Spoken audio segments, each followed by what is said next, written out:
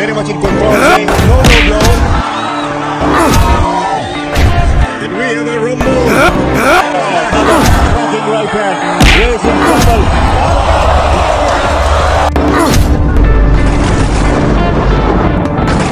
Isa sa mga inaabangan ng mga Pinoy boxing fans mga bro, ang pagbabalik aksyon ng tinaguriang Magnifico ng Philippine Boxing, ang former WBC featherweight champion, tubong tagbilaran City Bohol na si Mark Magnifico Magsayo, na sa kasalukuyan mga bro ay nag-e-ensayo at naninirahan na sa California, USA. Nakamit ng Pinoy Magnifico mga bro ang world title nang tinalo nito ang long-time champion ng WBC na si Gary Russell Jr. sa pamamagitan ng desisyon. At nakamit nito ang WBC title.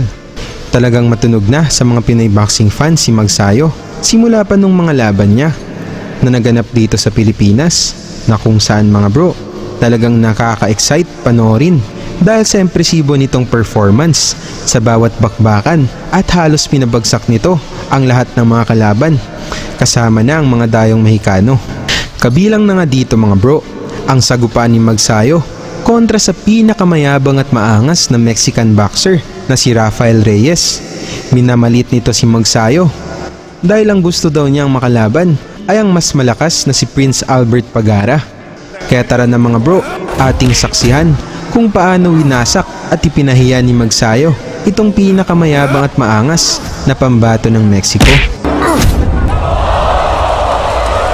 Sa panahon na ito mga bro, si Magsayo ay may impresibong record na 10 wins, 0 loss at 8 knockouts, habang ang Mexican naman na si Reyes ay may record na 17 wins, 4 losses at 13 knockouts, na kung saan nakataya dito ang bakanteng IBF World Youth Featherweight title sa laban na naganap sa Waterfront Hotel and Casino sa Cebu City. Nagpakawala na kagad ng mga malalakas na suntok itong si Reyes sa panimula ng unang round, pero talagang matigas itong si Magnifico na suportado ng mga Pinoy fans. Nagyabang pa itong pambato ng Mexico mga bro nang matamaan ni Magsayo na para bang ipinapahiwatig nito na hindi siya tinatablan ng suntok ng Pinoy Magnifico. Reyes. Magsayo, very patient. Reyes coming up again. The speed and Mas lalong uminit ang palitan ng mga malalakas na suntok mga bro sa pagitan ng dalawang boxers na ito dito sa round 2. good right. Matapang ito si Reyes. But they got their exchanging uppercuts. Parehong malakas sa dalawang boksingero. Body shots by Magsayo. Napangiti pa itong mayabang na si Reyes nang matamaan ni Magsayo. Body shot. Magsayo covering up.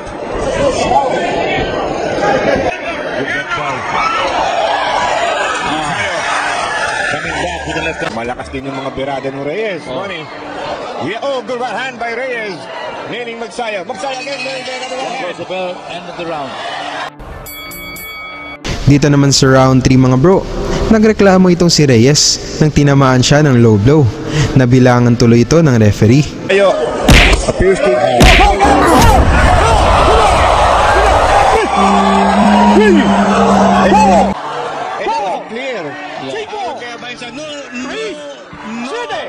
God! Oh, but come on!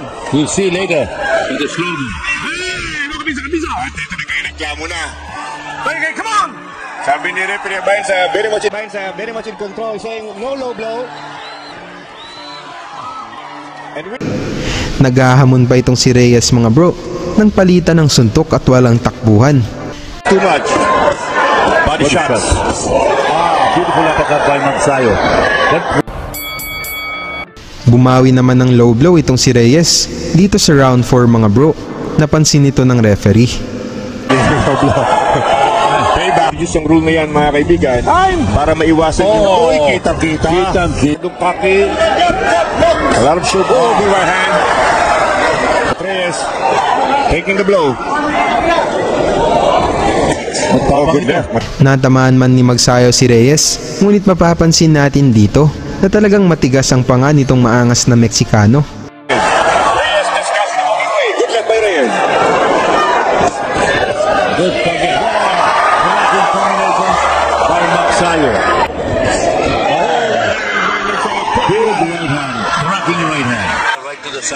si Reyes, ha? Oh, magalaban ito. Bakbakan talaga. Beautiful left by Reyes. And that is Magsayo got caught. Magsayo backtracking. Dito naman sa round 5 mga bro, mainit pa rin ang bakbakan sa pagitan ng dalawang boxers na ito. Or to Kay Reyes. Rafael Reyes. Good combinations by Reyes. Napapalaban si Smart Magsayo. Right hand. Ano mo Please. partner?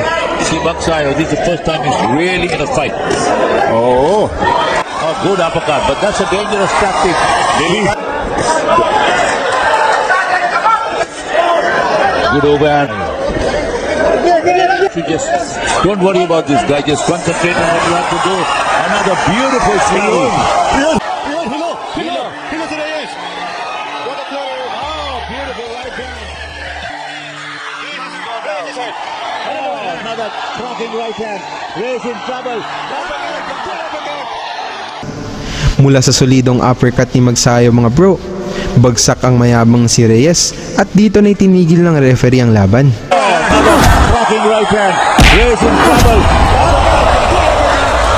What an uppercut.